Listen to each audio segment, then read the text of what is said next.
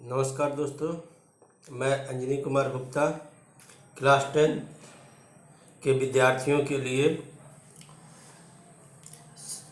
संसाधन एवं उपयोग इस पाठ के अंतर्गत मैं आज आप लोगों को संसाधन के बारे में बताऊंगा कि हम अपने दैनिक जीवन में अनेक प्रकार की वस्तुओं का उपयोग करते हैं।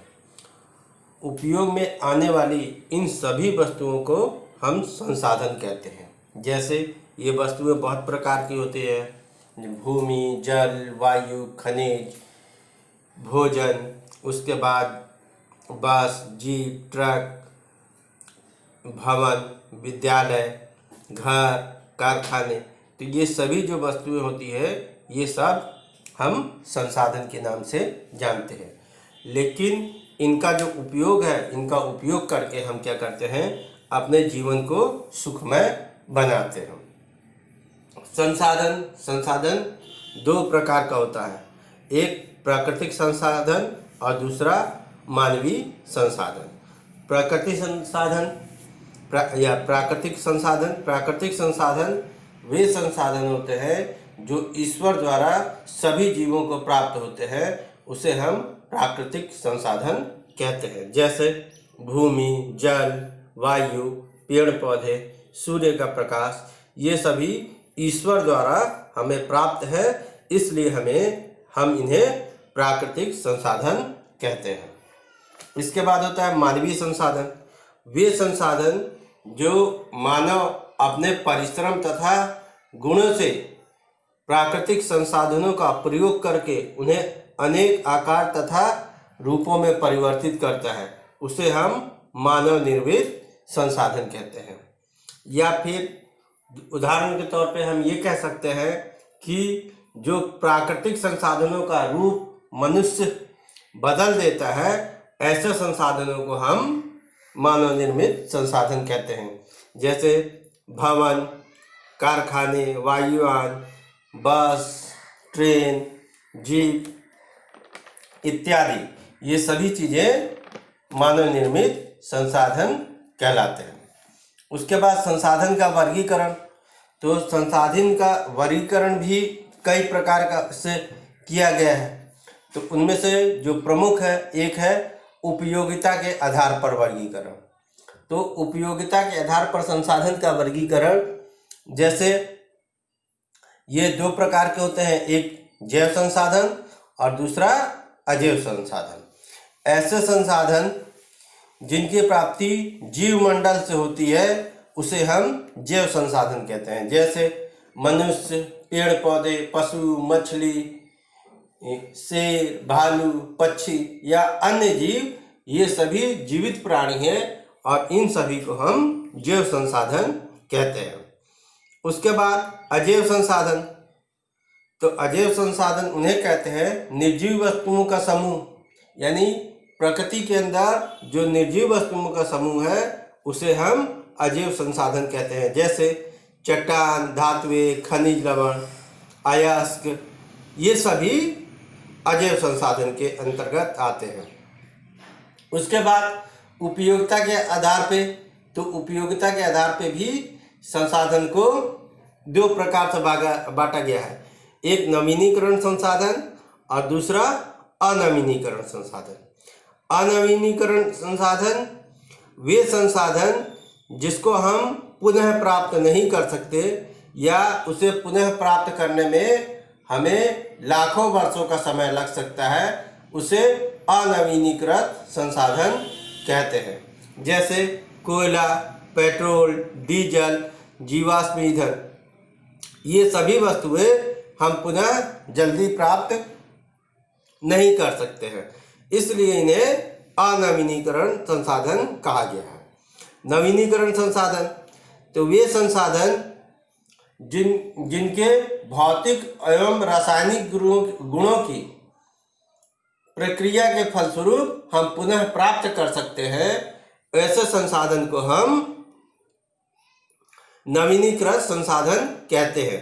जैसे सौर ऊर्जा, पवन ऊर्जा, जल ऊर्जा, वन्य प्राणी, ये सभी चीज़ों को हम पुनः प्राप्त कर लेते हैं, तो इन्हें नवीनीकृत संसाधन कहते हैं। उसके बाद स्वामित्व के संसाधन। स्वामित्व के आधार पे भी संसाधन को कई भागों में विभाजित किया गया है। जैसे व्यक्तिगत संसाधन, ऐसे संसाधन जिस पर किसी खास व्यक्ति का अधिकार होता है। जैसे एग्जाम्पल के तौर पे किसी व्यक्ति का घर हो गया और उसकी जमीन जायदाद धन संपदा, वो उस व्यक्ति की अपनी स्वयं के संसाधन होता है, तो उसे हम व्यक्तिगत संसाधन कहते हैं।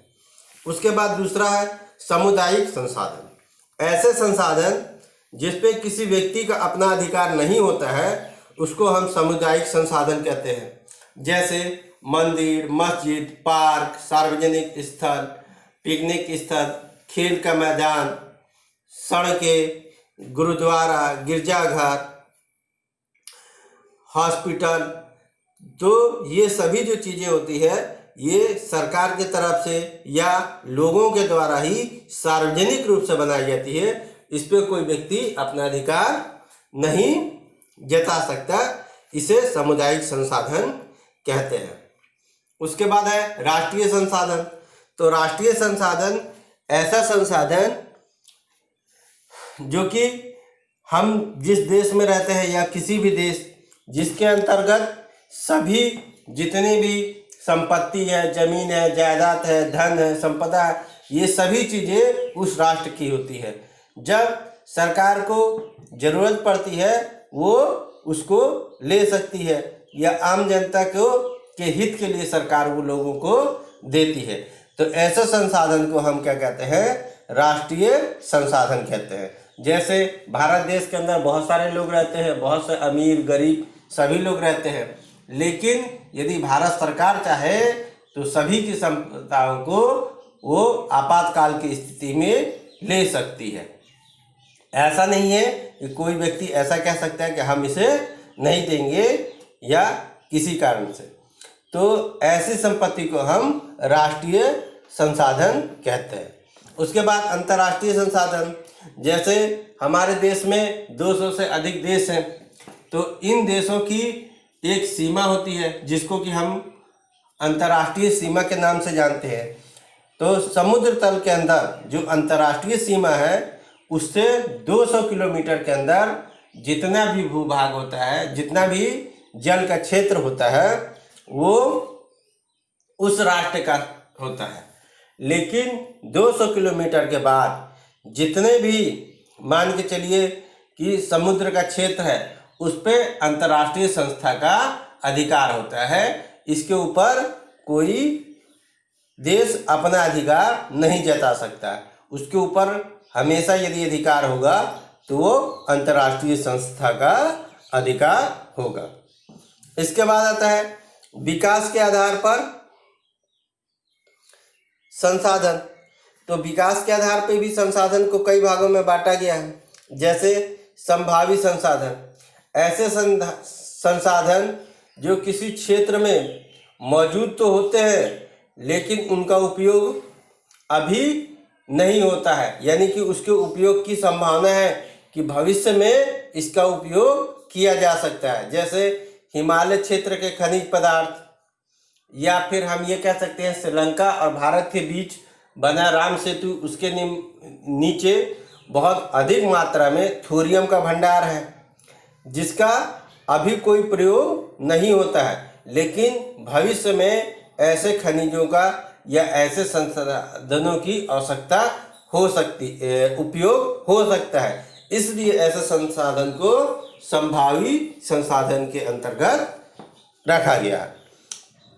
उसके बाद विकसित संसाधन, ऐसे संसाधन जिनका हम उपयोग करते हैं, उसके गुणों को के आधार पे हम उसका उपयोग करते हैं या उपयोग करते आ रहे हैं, तो ऐसे संसाधन को हम विकसित संसाधन कहते हैं। उसके बाद आता है भंडार संसाधन। ऐसे संसाधन जो पर्यावरण में उपलब्ध तो हैं लेकिन मानव की आवश्यकता की पूर्ति करने में भी सक्षम है, लेकिन हमारे पास जो तकनीक है वो तकनीक एक तरीके से उतनी विकसित नहीं है जिसके कारण हम उसका प्रयोग कर सकते हैं। तो ऐसे संसाधन को हम भंडार संसाधन कहते हैं। उदाहरण के तौर पे जल, हाइड्रोजन, ऑक्सीजन की यौगिक, इनके पास जो है बहुत अधिक मात्रा में इनकी क्षमता है, लेकिन हमारी जो तकनीक है वो उतनी विकसित नहीं है, इस कारण हम इसका उपयोग नहीं कर पाते हैं। धन्यवाद।